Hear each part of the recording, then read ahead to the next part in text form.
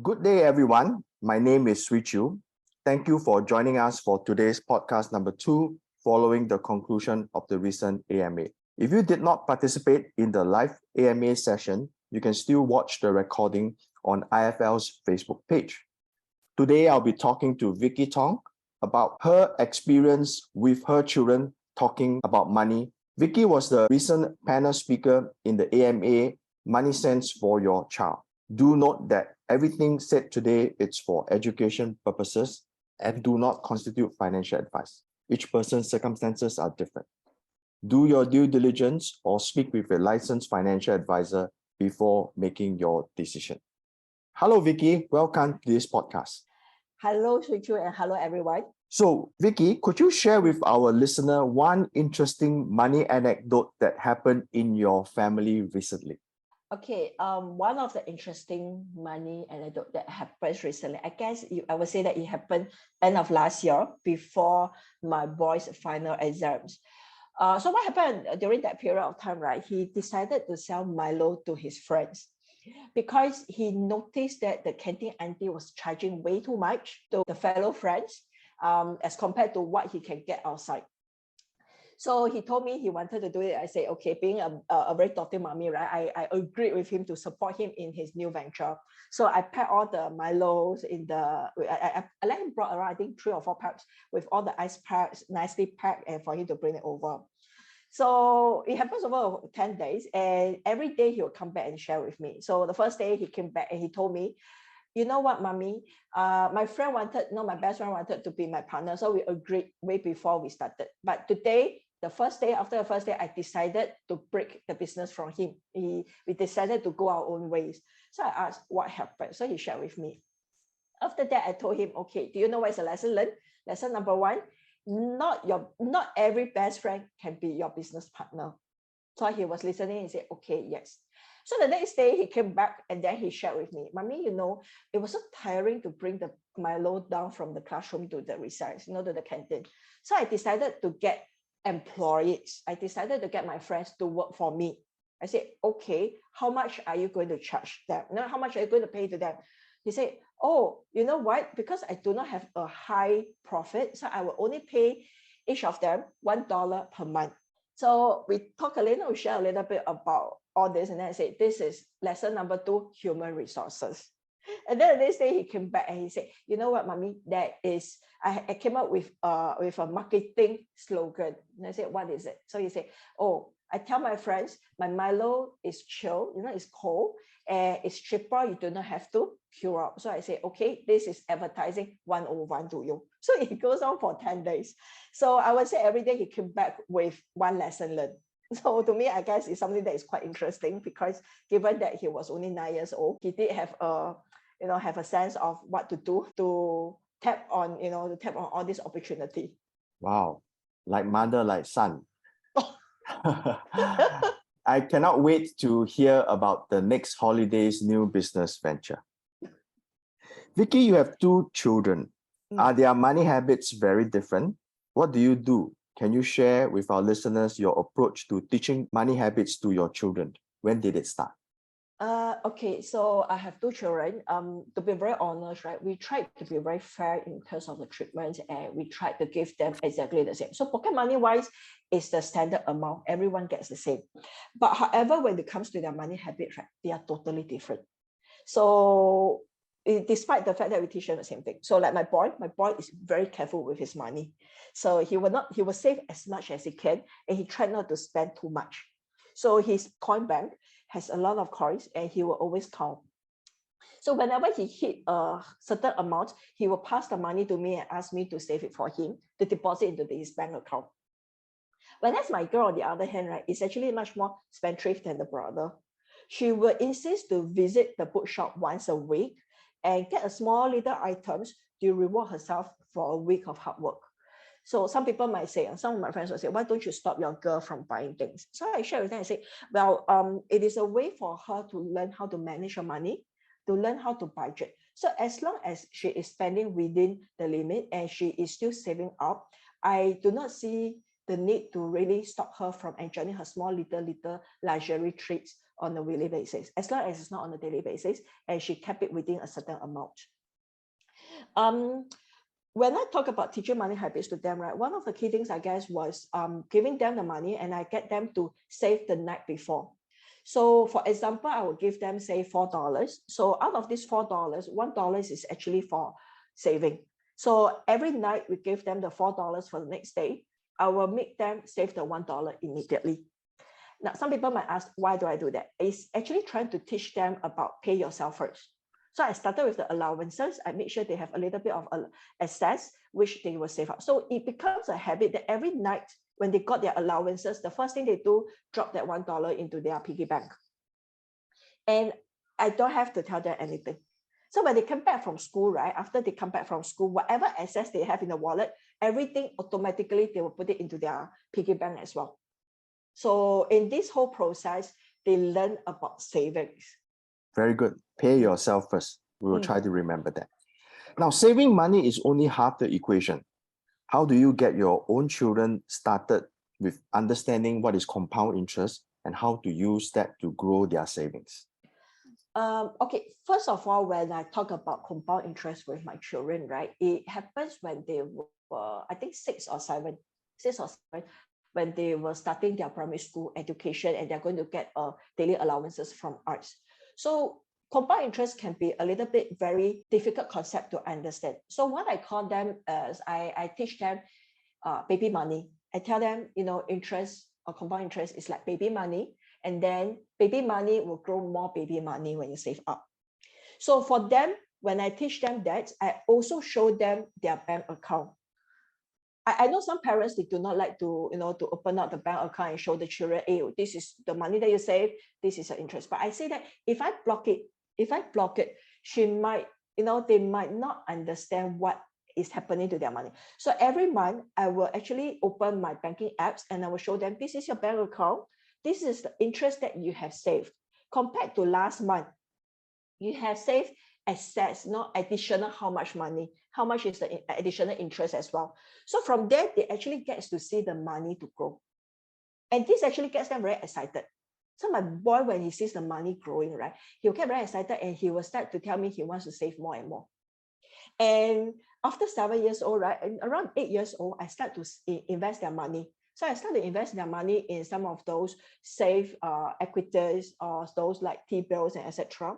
So when I save it for them, when I invest it for them, initially my boy was very, very against it, because he felt that, when he looked at his money in the bank account, he said, why do I have less money than last year or last month?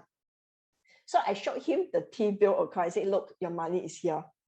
All right. So whenever we receive the interest, the coupons, and etc., I will deposit into his money and tell him, look, your investments has given you fruits. This is your baby money. So it will grow and grow. So right now, at this age, he is positive about investing. He is actually quite into investing. So he will actually remind me, Mommy, my bank account has already reached this amount. Can you do investment for me? Very good. Your older kid has learning about investing, entrepreneurship, selling Milo. Yeah, we heard about it in the last episode. Yeah. Now, older children would have to learn about borrowing and insurance. When do you think you would start that with your children? How are you going to approach the subject? Okay, for borrowing insurance, right, I have only started recently with my boy. But in this case, right, we are the borrower instead of him. So what happened was, because we work from home most of the time, we do not actually have a lot of physical cash in our wallet. So occasionally we might have to change money, or we might have to borrow some money from him to pay for their daily allowances. So we always share with him, and then we will pay a little bit excess to explain to him that when you borrow money, you need to pay extra money. So we explain to him why. So for his case right now, he knows about borrowing, what it means to a borrower and what it means to a lender. So the same thing happens when he borrow money from me, because when he did investment, I say, hey, you are missing certain money, you do not have enough. Do you want to borrow a bit from me to invest, or do you want to, when he go out, he wants to buy things. So we all know when you borrow, you need to pay excess back to the lender. So he is fully aware of that. So that is how we started on the concepts of borrowing. It can be both ways. Insurance wise, I would say we have not really started, but he has seen insurance at work. The reasons why I say that was because my dad had a medical condition. So we actually claimed the insurance during his operation. And in the process itself, I was handling it because I guess I was the freelancer in that sense. So my brothers were all very busy. So I was handling all those. So in the process, when I was calling the insurance company, preparing all the paperwork, etc., I actually get him to be involved as well. So he saw the visits to the insurance agent. He saw about us going down, filling in the paperwork, explaining, etc. So to him, he knew the importance of insurance. And of course, we did some insurance for him. We bought some insurance for him. We also show him the insurance letter on a yearly basis when he receives it, so that he knows what is paid, what is his coverage, and what will happen, what happens to get, to receive all those coverage as well.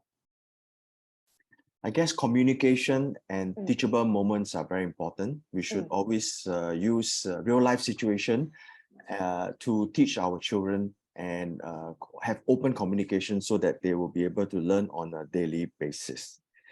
Now, with internet these days, kids are exposed to all sorts of influence online. Scams are becoming ever more prevalent. How do you teach your children to be savvy online?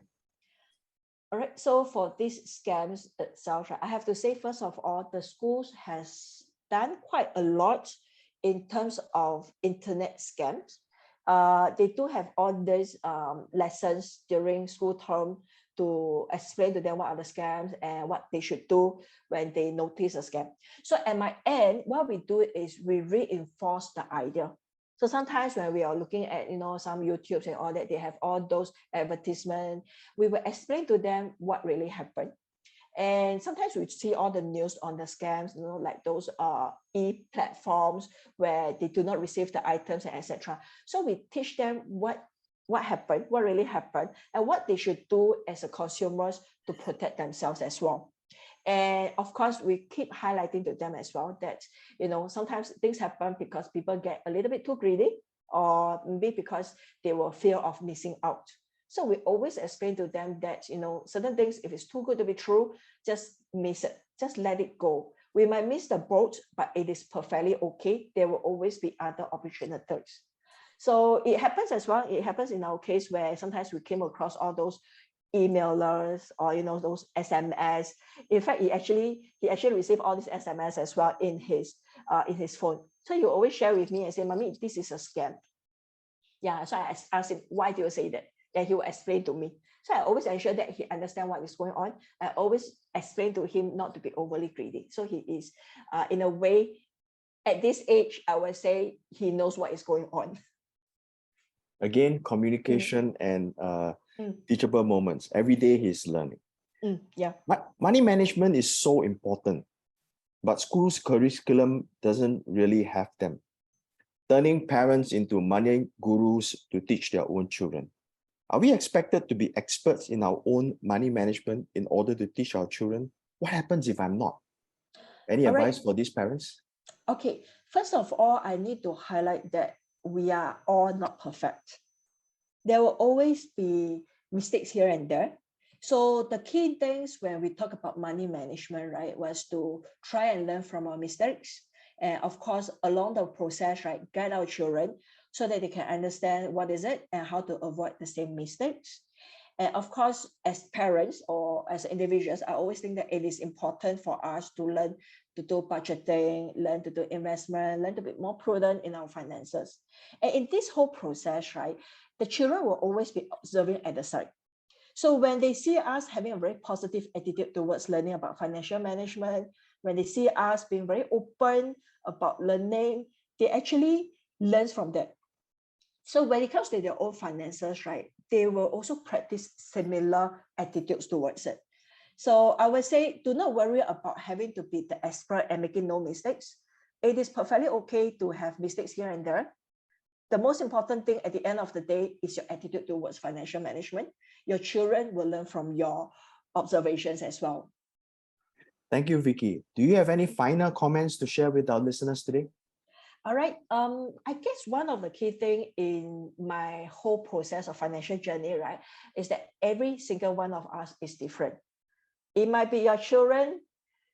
You might have more than one children, might have more than one child, but they are all different. And you add on the fact that, our background are all different. So that means the way that we view money can be very different. But the thing is, all the financial rules will always remain the same: savings, protections, and investment. Now, some of us are better in savings. Some of us are better in investments. Same thing for the children as well. So it is always important to identify the children's strength when it comes to their financial management and help them to learn to grow in terms of their strength. And of course, to identify the areas for improvements and to teach them and guide them along the way. So there is no hard and fast rule about, invest in a financial journey. But at the end of the day, always remember savings, protections, and investments. Thank you, Viki. I guess I would also encourage our listeners, if they are not confident, to sign up for one of the free workshop on the IFL website to learn more about financial education and how to teach your children money sense. Thank you, Viki, for sharing.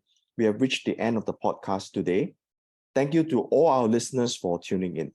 You have just listened to a podcast from Institute for Financial Literacy, a collaboration between MoneySense, the National Financial Education Initiative, and Singapore Polytechnic. IFL provides free and unbiased financial education programs for members of the public. Check out our website at ifl.org.sg to find out more. Visit, like, and follow our social media platforms on Facebook, Instagram, and Telegram. In the meantime, be safe and have a financially rewarding day. Bye. Bye.